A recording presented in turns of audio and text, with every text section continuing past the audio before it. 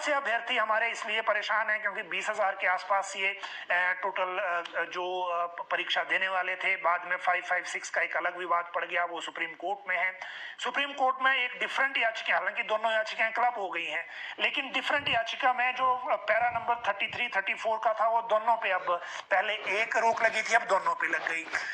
अभी official statement इसमें है नहीं, क्योंकि पर्सनल जो देख रहे थे बलबीर जी, वो मेडिकल रीजन से छुट्टी पर हैं। जिनको चार्ज दिया गया अलग से, वो डिफरेंट ब्रांच को भी देख रहे हैं, क्योंकि फाइनेंस में ये चार्ज दिया गया है प्रेजेंटली।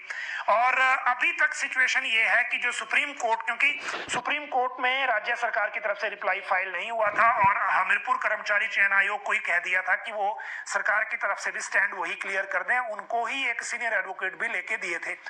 अब सिचुएशन ये है कि अभी तक यही लग रहा है कि सुप्रीम कोर्ट ने जो अगले पैरा को भी स्टे किया है, तो अब रिजल्ट हमीरपुर कर्मचारी चयन आयोग फिलहाल नहीं निकालेगा। पर्सोनल से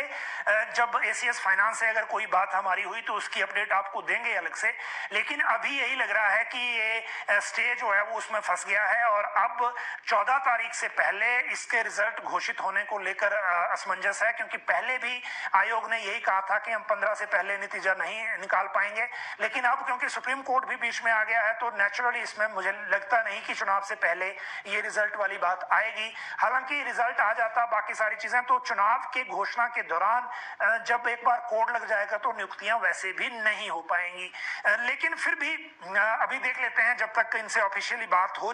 पाती है उसके बाद ही बात करेंगे। आउटसोर्स को लेकर पिछली कैबिनेट की बैठक में हुआ था कि कंपनी बनाएंगे, लेकिन उसके साथ था कि पॉलिसी अलग से कैबिनेट में आएगी। अब पिछली कैबिनेट से लेकर अब की कैबिनेट तक अब देखिए कि जो